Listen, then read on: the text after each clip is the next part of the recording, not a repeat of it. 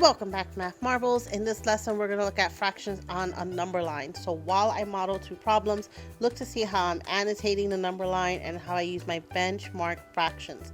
That's going to be really important. We're going to look at, especially halves, thirds, and fourths. They're going to be super helpful for third and fourth grade. Then look to see how I represent the location on a number line. That is really important as a fraction, or by separating a number line into equal parts. So I want you to think about that, how that helps together. And then finally, how I represent the location on a number line as a fraction as a length from 0. So looking at it as distance and looking at it as pieces. So let's jump right in. Haley cut pieces of a ribbon to make bookmarks. Each bookmark was 1/8 foot long.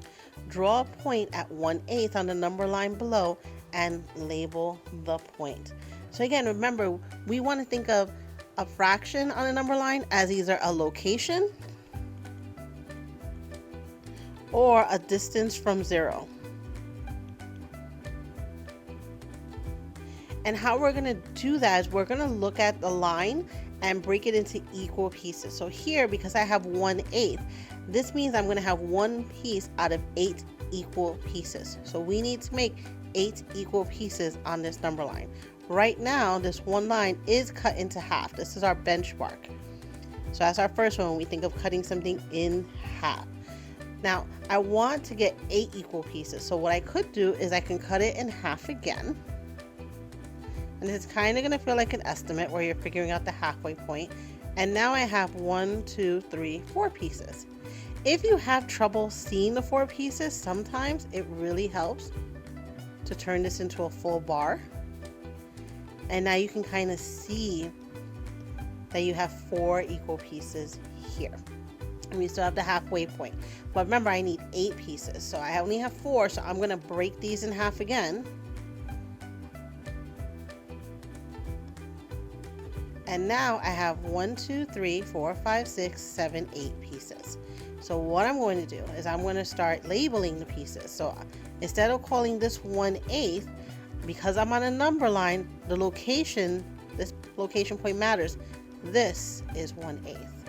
And this point is 2/8, 3/8, 4/8, 5/8, 6/8, 7/8, and 8 out of 8, which is the same as 1 because that's all the pieces. So 1 is the same as 8 out of 8. All right, so which location shows 1/8? I'm going to color it a little bit different. This location right here on my number line.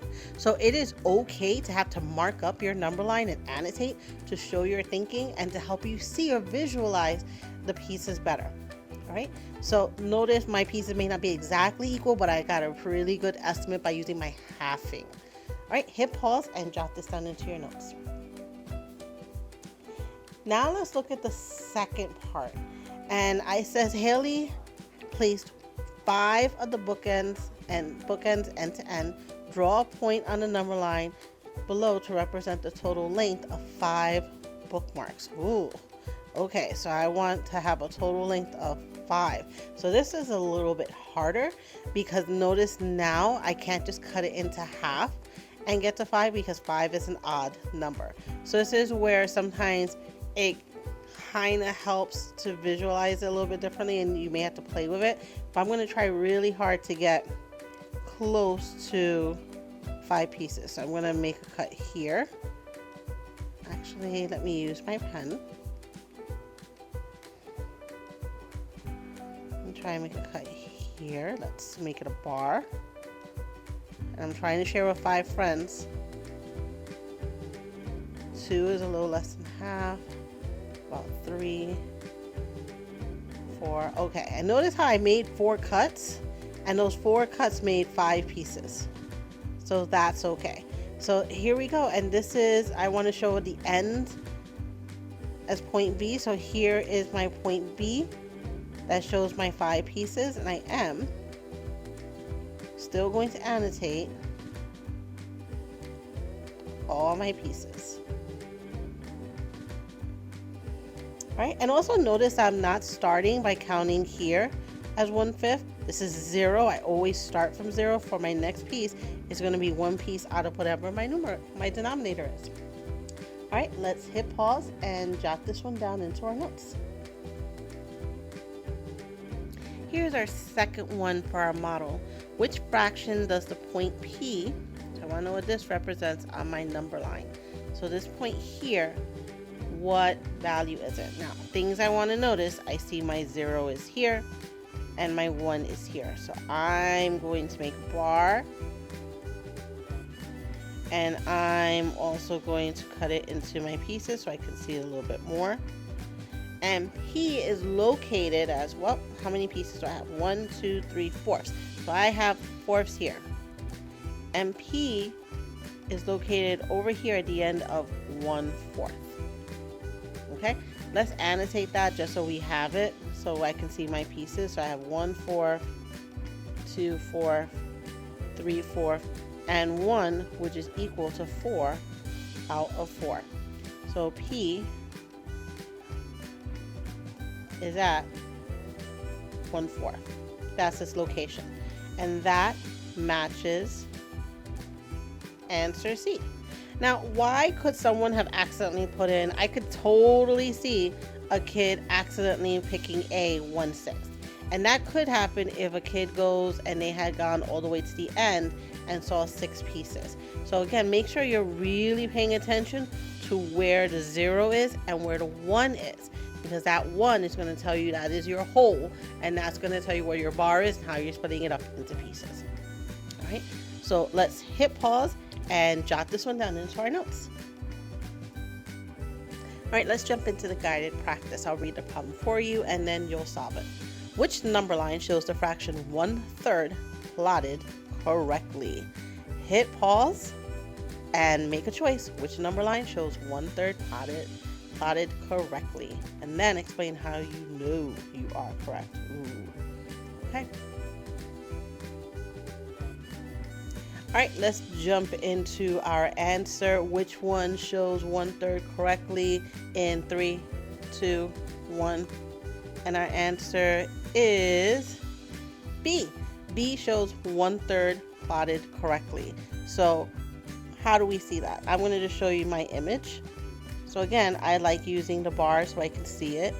And I can see that these are 3 equal pieces. Sometimes the little dash marks aren't enough to see them, but when I do it this way, you can see I have 3 equal pieces, and I can see on this one 1/3, 2/3, and then 3/3. I'll make the 3/3 a little smaller with my pencil. So that's why this one is the correct answer. Now, which is a one that most kids can possibly make an error on? For A, this can't be 1/3 because this is like our benchmark. This is our benchmark 1/2. It's right in the middle. So I know that is a half. On the one for C, when you look at all the pieces, again, look at how many pieces you have here from 0 to 1. You end up having 1, 2, 3, 4, so that this one actually represents 1/4. And in the last one, even though it's kind of cut into 3 pieces, my pieces aren't equal. So these aren't really thirds, and 1 piece out of 3 is way closer to 0 than it is to 1. So that's what makes this one incorrect. All right, so let's think about your reasoning now. How do you know that you are correct? What could you have said? Okay, here's my answer. I chose B as my answer. I know B shows 1/3 because the line is divided into 3 equal parts. That's one good piece of evidence, and 1/3 is located at the end point of the first section. So I love being able to see that, and notice I'm really saying why I believe my answer is correct. So go back to your answer and see if you've given 1 or 2 reasons why you believe you're correct, and if you've used math language or the model to show it. All right, that's it for today's lesson. I will see you in the next one, Math Marvels. Bye-bye.